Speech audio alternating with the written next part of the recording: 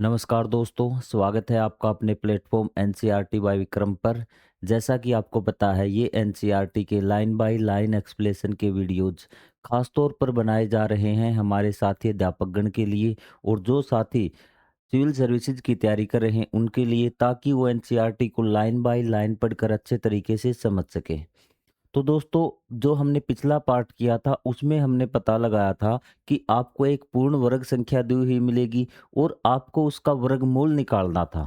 वर्गमूल मतलब कि जैसे आपको 9 दिया है, ये आपकी पूर्ण वर्ग संख्या है और आपको बताना है इसका वर्गमूल क्या होगा। वर्गमूल मतलब ये मान लीजिए कि उसकी मूल संख्या, कि ये किस संख्या से वर्ग बनी है। जैसे आपका दिया हुआ है आपको 9, पिछला पार्ट थोड़ा सा रिवाइज करवा देता हूँ। जैसे 9 है आपका, तो ये आपकी क्या है 9, आपकी ये एक पूर्ण वर्ग संख्या है 9। क्या है? एक पूर्ण वर्ग संख्या है आपकी ये 9।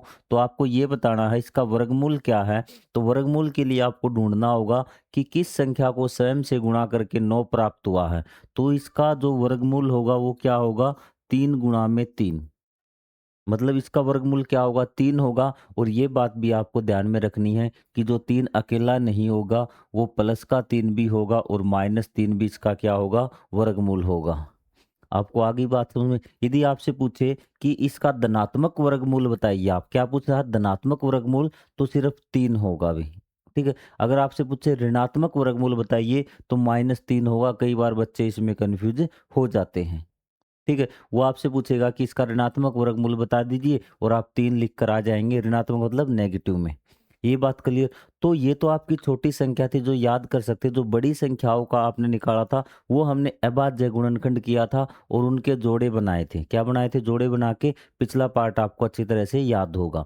तो ये तो वो तरीका था कि हम अभाज्य गुणनखंड करके किसी भी पूर्ण वर्ग संख्या का वर्गमूल निकाल सकते थे। लेकिन आज जो हमें पढ़ना है, वो पढ़ना है कि हमें निकटतम पूर्ण वर्गों को देखकर और अंतराल को सीमित करके, कि पूर्ण वर्ग आपको देखने हैं।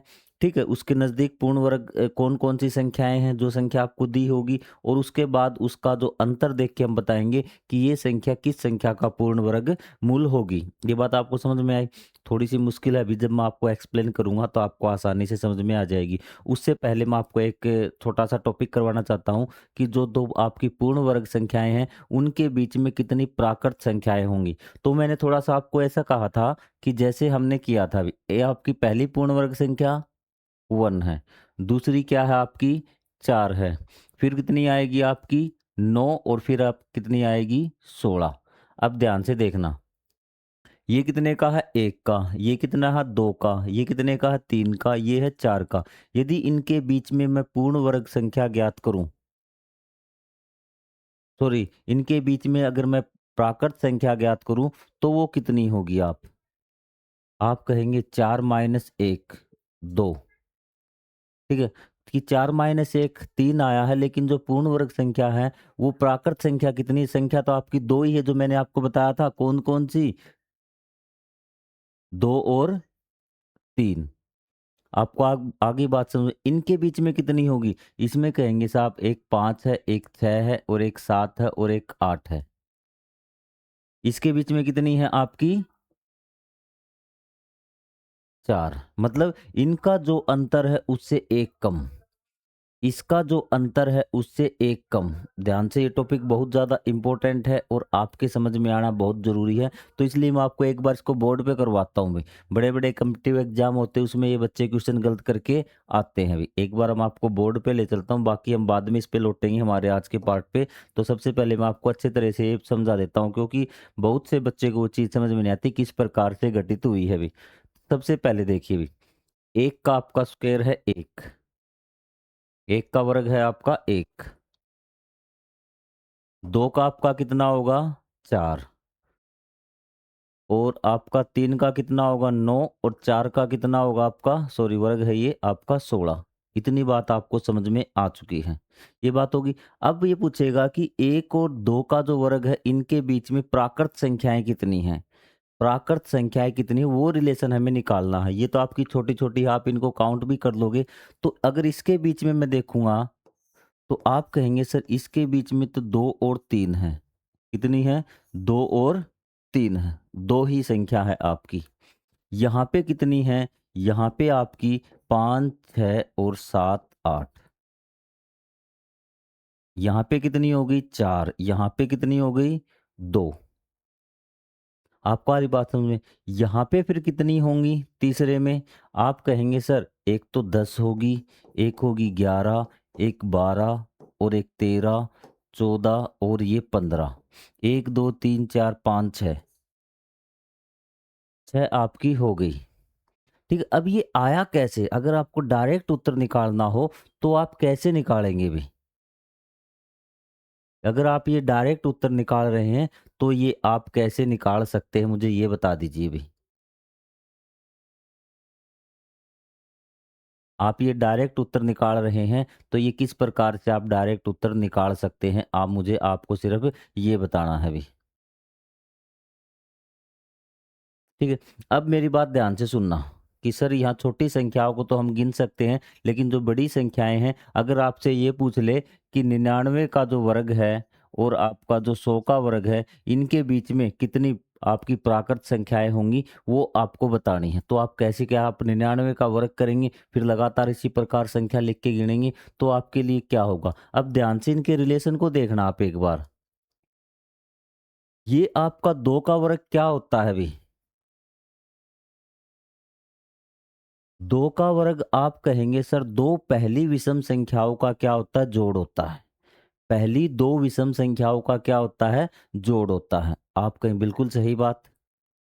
तो आपको क्या करना, 2 का वर्ग है ना, तो आपको दूसरी विषम संख्या निकालनी है भाई।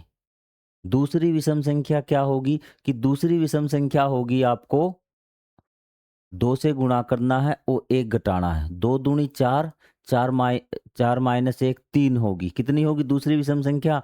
3। तो 3 में से फिर आपको 1 घटाना है, आपका 2 आएगा। यहाँ क्या है आपका? ये 3 का वर्ग है ना?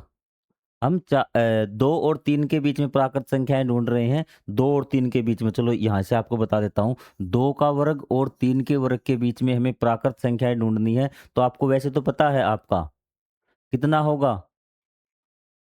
4 और 9 है। संख्याएं कितनी? 5, 6, 7, 8। लेकिन आपको डायरेक्ट उत्तर निकालना है कि 4 संख्याएं होंगी। आप क्या करेंगे? 3 का वर्ग है ना, पहले आपको देखना कि बड़ा वर्ग कौन सा है। तो बड़ा वर्ग क्या आपका? 3। तो आपको क्या करना? तीसरी आपको विषम संख्या निकालनी है। तीसरी विषम संख्या क्या होगी? 3 को 2 से गुणा कीजिए भी। 3 गुणा में 2, 6। और 6 में से 1 घटा दीजिए, 5। क्या घटा दीजिए? 6 में से 1 5 और फिर उसमें से आपको 1 घटाना है, आपका 4 उत्तर आएगा। आप डायरेक्ट याद करेंगे तो इस बड़ी संख्या का आपको डबल करना है और उसमें से 2 माइनस करना है। बड़े वाली संख्या है उसमें से आपको क्या करना है? उसका डबल करना है और उसमें से 2 घटा देना है। क्रमागत विषम संख्याओं के बीच क्रमागत वर्ग संख्याओं के बीच की प्राकृत संख्याएं आपको पता चल जाएगी। अब मुझे आपको बताने में 1 का स्क्वायर और 2 का स्क्वायर भी। 1 का स्क्वायर 1, 2 का स्क्वायर 4। बीच में संख्या कितनी आई? 2 और 3। आपको क्या करना है कि 2 का डबल करना है। 2 दूनी 4 और उसमें से 2 घटा देना, 2 बचेंगे तो बीच में 2 संख्याएं आ जाएंगी। अब मुझे बता दीजिए आप, 2 और 3 के बीच में कितनी प्राकृत संख्याएं आएंगी? आप कहेंगे सर बड़ी संख्या वाला काम क्या करेंगे? डबल करेंगे। 3 दूनी 6 और उसमें से 2 घटा देंगे, 4 आपका संख्याएं आ जाएंगी। उसी प्रकार अब देखिए भी, अब आपके लिए आसान हो जाएगा ना। आपको 3 के और 4 के बीच में प्राकृत संख्याएं बतानी थी। आपको 4 का डबल करना है भी। 4 दूनी 8 और 8 में से फिर आपको 2 घटा देना। 8 में से 2 गए, 6 उत्तर आपका आ जाएगा। अब मैं आपसे पूछता हूँ 1-2 क्वेश्चन। मुझे बता दीजिए 99 और जो 100 के बीच में है ना, के बीच में कितनी प्राकृत संख्याएं आएंगी? आप कहेंगे कुछ नहीं करना, 100 का डबल करना, 200 माइनस 2 आपका 198 आपका हो जाएगा। ये इसके बीच में है। बता दोगे ऐसे क्वेश्चन का आंसर? कोई डाउट नहीं होगा। 17 17 का स्क्वायर और 18 का स्क्वायर, इनके बीच में कितनी प्राकृत संख्याएं होंगी? आप कहेंगे कुछ नहीं करना, 18 का डबल करना, 18 दूनी 36 और 36 में से 2 गए, 34 आपका उत्तर आ जाएगा भाई। आपको चीजें क्लियर? ये टॉपिक क्लियर? क्योंकि ये टॉपिक हमारा पीछे छूट गया था और मैं नहीं चाहता था कि आपका कोई भी टॉपिक छूटे भी। जब हम एक्सरसाइज करेंगे तो आपको सारी चीज़ें अच्छे तरीके से समझ में आ जाएँगी। तो चलिए अब हम लौटते हैं आज के हमारे टॉपिक की ओर। अब आपको क्या करना है, निकटतम पूर्ण वर्ग संख्याएँ ढूँढनी है अभी। जैसे हमें पता करना है कि 1936 है, इसका वर्गमूल क्या है अभी? ये आपकी पूर्ण वर्ग संख्या दी हुई है आपको और ये विधि उसमें काम करेगी कि जिसमें आपको पहले से पता हो कि ये पूर्ण वर्ग संख्या है। ठीक है? इसमें ऑलरेडी आपको ये पता है कि 1936 आपकी एक पूर्ण वर्ग संख्या है। तो सबसे पहले आपको क्या करना है कि इसके नज़दीक देखना है कि कौन-सी पूर्ण वर्ग संख्या है अभी। तो आप कहेंगे कि जो पूर्ण वर्ग संख्या है वो आपकी आपको पता है कि 1600 पता है। आपको 1600 पता है ना, आप कहेंगे सर हमें ये कैसे पता चलेगा ये इसके नज़दीक है या नहीं? तो आपको पहले 2-4 पूर्ण वर्ग संख्या मैं आपको बता देता हूँ। जैसे आपका यहाँ 1936 है, तो इससे पहले पूर्ण वर्ग संख्या कौन-सी आती है? तो आप इनको छोड़ दीजिए, 2 तो ज़ीरो बना लीजिए क्योंकि ज़ीरो के 2 जोड़े आपके होने चाहिए। जीरो के क्या होने चाहिए? एक जोड़ा आपका होना चाहिए। 2 है, 2 जीरो बना दी 1900। अब 19 के नज़दीक आपको देखनी कौन-सी पूर्ण वर्ग संख्या है, तो 19 के नज़दीक आपको मिली 16 क्योंकि 4 चौके 16, 5-5 25 आपकी ज़्यादा हो जाती है। तो आपको नीचे वाली देखनी है पहले, कौन-सी देखनी है? नीचे वाली देखनी है। तो आपको क्या मिला कि 40 का वर्ग मिल गया, कितना? 1600। कितना मिल गया? 1600 मिल गया अभी। ठीक है? और इसके ज़्यादा ज़्यादा कौन-सी मिलेगी? ज़ीरो के जोड़े बनाने हैं आपको, नज़दीकी संख्या आपको पता तभी चलेगी भई, ठीक है? तो नीचे वाली तो कौन-सी आ गई? 40 आ गई कम, ठीक है? और ऊपर वाली 19 से ऊपर कौन-सी पूर्ण वर्ग संख्या? आपकी कहेंगे 25 है, तो ऊपर वाली कितनी आ गई आपकी? 2500 किसका होगा? 50 का। ये तो आप निकाल सकते हैं। नहीं आई बात समझ में? ठीक है? आपको क्या करना है, जैसे आपकी पूरी ये कितनी थी? दोबारा बताता हूँ आपको। आपको संख्या दी हुई है 1936। तो पहला काम है आपको कि आप ये रफ कॉपी पे कर सकते हैं कि पहले जीरो के जोड़े बना दीजिए, बनते हैं तो भी। तो आप कहेंगे सर बिल्कुल जीरो के जोड़े हम बना सकते हैं कि आपका डबल जीरो हो जाएगा। क्या हो जाएगा? डबल जीरो हो जाएगा 1900। इसको तो छोड़ दीजिए जोड़े को। तो अब 19 के छोटी क्या है आपकी पूर्ण वर्ग संख्या? तो आपको पता है कि 19 से छोटी आपकी क्या है? 16 है अभी। क्या है? 16 है। और 19 से बड़ी क्या है? 25 है। ये बात आपको आ गई समझ में? अब 16 किसका है? 4 का। और जीरो की आपकी जीरो है, 40 हो गया क्योंकि ये आपका 2500 बनेगा और ये इससे बड़ा क्या बनेगा? 1600 बनेगा छोटा और ये 50 का। अब आपको पता चल चुका है कि ये जो संख्या है 40 और 50 के बीच में इसका पूर्ण वर्ग आपको मिलेगा, सॉरी वर्गमूल मिलेगा। 40 और 50 के बीच में मिलेगा क्योंकि 50 का क्या होता है? 2500 और 40 का क्या होता है? 1600 और ये इसके बीच में 2500 और 1600 के बीच में है, तो ये 40 और 50 के बीच में इसका आपको वर्गमूल मिलेगा। फिर हम आते हैं इकाई के अंक पे।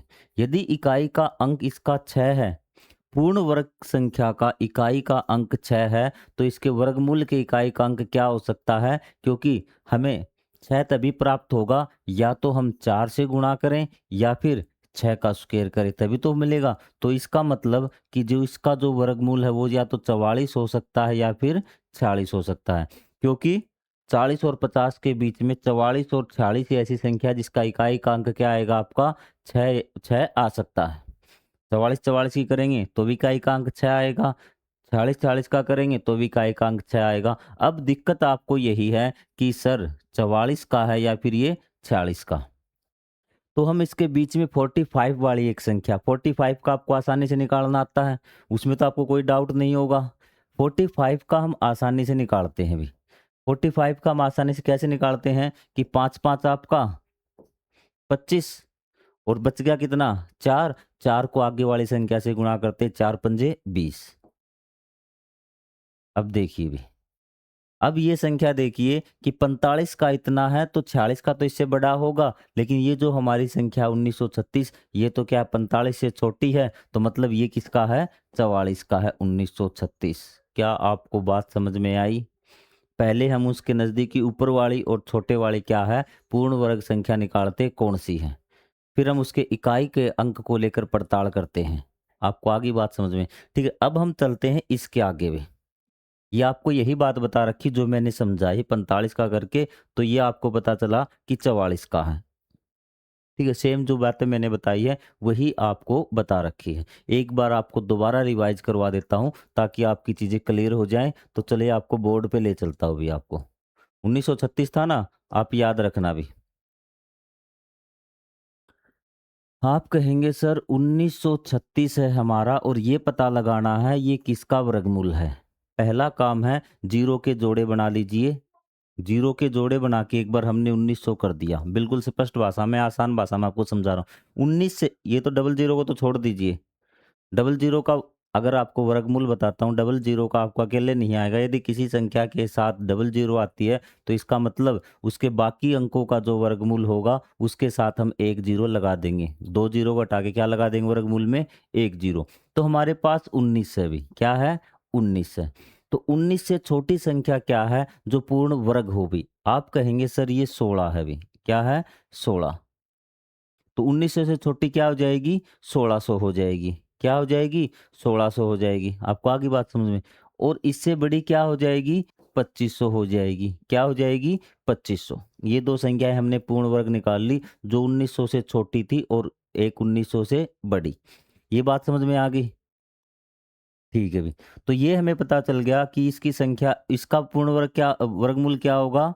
40 और इसका कितना होगा? आपका 50। ये हमें पता चल चुका कि 1936 का जो आपका वर्गमूल होगा वो 40 और 50 के बीच में होगा। अब 40 और 50 के बीच में क्या-क्या हो सकता है अभी? आप कहेंगे सर 41 है, 42 है, 43 है, 44 है, 45 है, 46, 47, 48, 49, 50 ये सारे अंक हैं आपके 40 और 50 के बीच में। तो आपको सारे नहीं लिखने हैं, आपको सिर्फ़ वही देखने हैं जिसके इकाई का अंक क्या आ जाए? 6 आ जाए। 41 में क्या आएगा? 1 गुणा में 1, 1 आएगा? नहीं आए ये गया हमारा बाहर। 42 में क्या आएगा? 2 दूनी 4 ये बाहर। 43 में क्या आएगा? इकाई का अंक 9 आएगा, ये भी बाहर। 44 में क्या आएगा? 4 चौके 16 6 आएगा, इसको हमने सेलेक्ट कर लिया। 45 में 25 आएगा, 46 में फिर 6 आएगा, 47 में क्या आएगा? इकाई का अंक 9 आएगा, इसका भी नहीं हो सकता। 48 में 4 आएगा और इसमें आपका 1 आएगा, ये नहीं हो सकता। मतलब या तो हमारा जो जिसका वर्गमूल है, या तो वो 44 है या फिर आपका 46 है। या तो 44 है या फिर 46, इन दोनों में से एक है। उसके बाद हम देखते हैं ये 44 का होगा या 46 का। उसके बाद फिर हमें कन्फ्यूज़न में लेकिन हम 45 का इनके जो बीच की संख्या है उसमें हम आसानी से निकाल सकते हैं 45 का। जब हम 45 का वर्गमूल निकालेंगे ना, 45 का क्या होता है मैंने आपको सिखा रखा है कि इसका स्क्वायर करना आपको 5 5 25 और इस आगे वाले को 1 जोड़ के गुणा करनी, 4 है ना तो 5 से गुणा करनी है 20, 2025। अब 2025 से इसको कंपेयर करके देखिए अभी। ये 2025 से छोटा है 1936 तो यहाँ पे आपको पता है कि यही आपका छोटा 45 से छोटा क्या आपका 44 तो 44 का होगा क्योंकि 46 क्यों नहीं हो सकता क्योंकि जो 46 का वर्गमूल है ना वो 45 से तो बड़ा होगा 2025 है ना तो ये 2025 से बड़ा नहीं है तो इस प्रकार से हम ये निकाल सकते हैं। अब आ जाइए अपने मैथ की बुक पे भी। अब एक विद्यार्थी के बारे में बता रखा भी सेम वही भी। तो ये कहता है कि एक बच्चा कहता है बोलता है वो बोलता रहता है किसका ये वर्गमूल है। जैसे ही उसने कहा 25 ये आपका रिबम आरंभ करता है, वो कहता है कि 25 बिजोए बोलता है ये 5 का है। ये कहता है 81, 81 का वर्गमूल क्या है आपका 9। यह खेल तब तक चलता है जब तक अरीबन 250 नहीं कह देता और अरीबन ने कहा 250। अरीबन ने क्या कहा 250। क्या कहा 250। बिजोय उत्तर नहीं दे पाता क्योंकि 250 पूर्ण वर्ग संख्या नहीं है। अरिबम बिजोय से पूछता है वैसी संख्याएं बता सकता है 250 के वर्गमूल के निकटतम है और उसको ऐसी संख्या बतानी है 250 के नजदीक हो तो भी उसका काम चल जाएगा अभी। तो चलिए अब हम अनुमान लगाते हैं अभी। क्या लगाते हैं? अनुमान लगाते। अनुमान लगाने का तरीका क्या था? सेम वही पैटर्न हमारा चलेगा अभी। ठीक है, जो आपके लिए आसान होगा। तो सबसे पहले आपको क्या लिख लेना है 250 लिख लेना है। सर हम 250 लिख लेंगे। फिर आपको क्या करने हैं? ज़ीरो के जोड़े बनाने हैं। क्या बनाने हैं? ज़ीरो के जोड़े बनाने हैं। तो आप कहेंगे सर ये हो जाएगा हमारा 200। क्या हो जाएगा 200। जीरो के जोड़े बना लिए ना आपने, उसको भूल जाओ क्या है। फिर हम क्या देखेंगे कि दो बच गया हमारे पास, दो बच गया। दो से छोटी पूर्ण वर्ग संख्या क्या है आपकी, एक। जोड़े को साथ लगा दो, साथ साथ कॉपी लेके चलना भी। दो से बड़ी पूर्ण वर्ग संख्या क्या है सर, हमारी चार है भी। क्या है, चार। चार क्या हो गया आपका, 400। चार क्या हो गया, 400 हो गया, क्योंकि दो से बड़ी पूर्ण वर्ग संख्या क्या आती है आपकी, चार आती है। एक से लेकर 30 तक तो आपको याद ही है, कोई डाउट नहीं होगा। अब 100 किसका है, आप कहेंगे सर हमें 100 भी निकालना नहीं आता किसका है। तो दो जीरो की क्या लगती है जब वर्गमूल निकालते हैं, तो एक जीरो आती है, या मैंने आपको बताया था। और एक किसका वर्गमूल है, एक का। तो ये तो हो गया 10। ये तो क्या हो गया, 10। ये तो क्या हो गया, 10 हो गया। और ये कितना हो गया, ये कहेंगे सर इसकी तो एक जीरो, और ये आपका दो। ये आपका दो भी। 10 और 20 के बीच में ये होगा। 10 और 20 के बीच में होगा। ये बात आप समझ में आ गए। ठीक है, 10 और 20 के बीच में होगा। अब हम 15 का और निकाल लेते हैं। किसका निकाल लेते हैं, 15 का हम निकाल लेते हैं। तो 15 का जब हम निकालते हैं ना, तो क्या आएगा, 5 5 25 और एक दूनी दो। 225 आपका 15 का आ गया। किसका आ गया, 15 का 225। और फिर हमें क्या निकालना है, 16 का निकाल के देख लेना। 16 का कितना आएगा, 256। तो आप देखेंगे कि 256 250 की तुलना में 250 के अधिक निकट है। तो 225 इसका आ गया। 15 का कितना, 225 आ गया आपका। तो ठीक है, तो आपको क्या बताया था, अगर 16 का निकालना तो आपको 16वीं जो आपकी विषम संख्या वो जोड़ देनी है। 16वीं विषम संख्या क्या होगी, 16 दूनी 32। 32 में से एक गया आपका 31, आपको जोड़ देना है। जो जोड़ेंगे तो क्या आएगा, 256। और यहाँ पे आपको चेक करना है कि 250 किसके नज़दीक है। तो आप कहेंगे सर 16 के वर्गमूल के नज़दीक है। तो ये हम इस प्रकार से पता लगा सकते हैं। ये चीज़ आपके लिए इंपॉर्टेंट नहीं है एग्जाम पॉइंट ऑफ व्यू से, आपको पता आ नहीं आएगा। फिर भी मैं आपको जीरो लेवल से करवा रहा हूँ, ताकि अगर आ भी जाए तो आप निकटतम पूर्ण वर्ग संख्या निकाल सकते हैं इस प्रकार से। आपको आ गई बात समझ में? ठीक है। यहाँ से आप कहेंगे सर इस 15 निकालने का क्या फ़ायदा हुआ? 15 निकालने का यही फ़ायदा हुआ कि आपको 14 का नहीं निकालना पड़ा, 13 का नहीं निकालना पड़ा, 12 का नहीं निकालना पड़ा। आपको पता चल गया कि 15 का जो वर्गमूल है ये आपका क्या, पहले तो आपको ये पता चल चुका है कि ये किस संख्या का वर्गमूल होगा। ये संख्या 10 और 20 के बीच में किसी संख्या का वर्गमूल होगा। ठीक है, वरना आप चेक करते कि सभी का कि किसके नज़दीक आएगा। पहला काम आसान हुआ। फिर आपने 15 का निकाला, 15 के बीच में आपको ये पता चला कि 15 का जब आपने निकाल लिया 225, तो आपको ये पता चल गया कि ये 15 से बड़ा है। तो ये किसके नज़दीक होगा, या तो 16 के नज़दीक होगा, या 17 के नज़दीक होगा, या फिर ये 18 के नज़दीक होगा। तो हम 15 16 का निकालते चले तो हमें ये 16 के नज़दीक मिल गया। तो इस प्रकार से हमारा ये क्वेश्चन आसान हुआ, ये तरीका लगाकर। चीज़ें क्लियर? अगर आपको नहीं भी कोई चीज़ समझ में आती तो आप कमेंट कर सकते हैं। मैं एक स्पेशल वीडियो इसका 5 या 4 मिनट का बनाकर प्लेलिस्ट में ऐड कर दूँगा, और आपको हमेशा प्लेलिस्ट से ही पढ़ना है। चीज़ें क्लियर आपकी यहाँ पर? ठीक है। अखिल के पास 125 वर्ग सेंटीमीटर क्षेत्र वाला एक वह जानना चाहता है, क्या वह 15 सेंटीमीटर भुजा वाला एक पर वर्गाकार रुमाल काट सकता है? यदि नहीं तो वह इस टुकड़े से अधिकतम कितनी लंबाई पूर्णांक भुजा वाला रुमाल काट सकता है? तो ये देखिए भई, ठीक है? तो ये बड़ा अच्छा क्वेश्चन है भई यहाँ पर। ठीक है, टॉप लेवल एग्जाम में क्वेश्चन आ सकता है। ये कहता है कि उसके पास 125 वर्ग मीटर क्षेत्रफल वाला एक वस्त्र है भई। तो उसके पास एक वस्त्र है जिसका जो क्षेत्रफल कितना है, 125 वर्ग सेंटीमीटर। कितना है, 125 वर्ग सेंटीमीटर। अब आपको 125 वर्ग सेंटीमीटर मुझे आपको बताना पड़ेगा अभी। कितना होता है? 125 वर्ग सेंटीमीटर कितना होता है, मुझे ये बता दीजिए कि वर्ग का मतलब इसमें 125 जो भी आपका टुकड़ा है, 125 सेंटीमीटर है ना, तो 1 बाई 1 के कितने टुकड़े हो सकते हैं? 125 हो सकते हैं। कितने हो सकते हैं? 1 बाई 1 के कितने हो सकते हैं? 25 हो सकते हैं। 125, 125 वर्ग दिए हैं ना, और सेंटीमीटर का मतलब कि ऐसे वर्ग, वो ये ऐसे भी हो सकता है टुकड़ा आपका, कोई ज़रूरी नहीं। लेकिन इसने ये बता दिया 125 वर्ग सेंटीमीटर से क्या मिला हमें कि 1-1 सेंटीमीटर वाले इसमें क्या है कि 125 वर्ग आपके बन सकते हैं। आपको आ गई बात समझ में?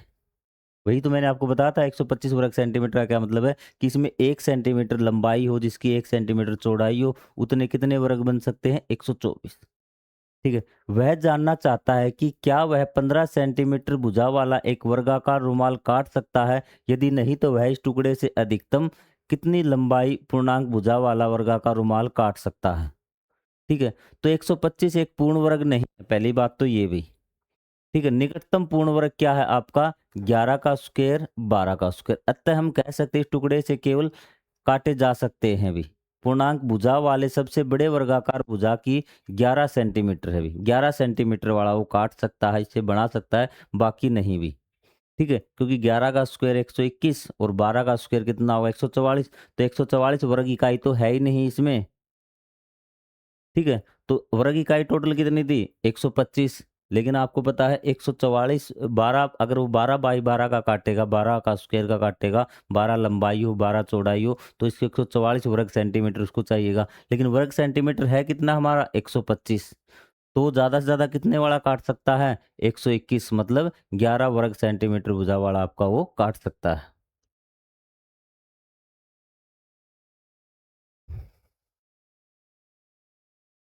सबसे बड़ा वर्गाकार, वर्गाकार मतलब जिसकी लंबाई भी 11 हो और चौड़ाई भी 11 हो, वो इस कपड़े से बना सकता है। काटने वाला मेरी बात इसमें समझ में नहीं आएगी भी। ठीक है? क्योंकि हो सकता है कि ये जो कपड़े का आकार हो 25 गुणा में 5 हो भी। क्या हो? 25 गुणा में 5 हो। तो 25 की इसकी लंबाई हो जाएगी और 5 इसकी क्या हो जाएगी? चौड़ाई हो जाएगी। 25 पंजे 125, 125 वर्ग सेंटीमीटर इसका क्षेत्रफल तो आ गया। लेकिन इससे काटा काटा थोड़ी जाएगा, इसे बना सकता है। यहाँ पे काटने की जगह क्या आना कि रुमाल बना सकता है। क्या आएगा? बना सकता है, काटना नहीं आएगा। काटने के लिए तो ये भी आपका वर्गाकार होना चाहिए, वो सब वर्गाकार में से छोटा वर्गाकार वाला काटा जा सकता है। आपको आगे बात समझ में? ठीक है। तो यहाँ पे बना लेना भी। ठीक, अब है आपका, आइए पता लगाइए जिसके लिए आप पार्ट देख रहे हैं अभी। तो ये हम करेंगे हमारे अगले पार्ट में, स्पेशल हमारे क्वेश्चन आंसर। और ये जिस बच्चे ने ये 4 पार्ट देखे हैं, ये जो एक्सरसाइज है ना, ये इसके क्वेश्चन ऐसे उड़ाएगा, आप सोच भी नहीं सकते। तुरंत 1-1 मिनट में, 1-1 सेकंड में, सेकंड भी नहीं लगाएगा जिसने ये लाइन टू लाइन पढ़ा है। तो इसीलिए मैं आपको लाइन टू लाइन पढ़ा रहा हूँ, ताकि आपको किसी प्रकार की कोई दिक्कत न हो भी। चीज़ आपको आगे समझ में? तो मिलते हैं हम अगले पार्ट में, जिसमें हम हमारी एक्सरसाइज सेकंडों में सोल्व करेंगे। तब तक के लिए जय हिंद, जय Bharat. Thank you very much.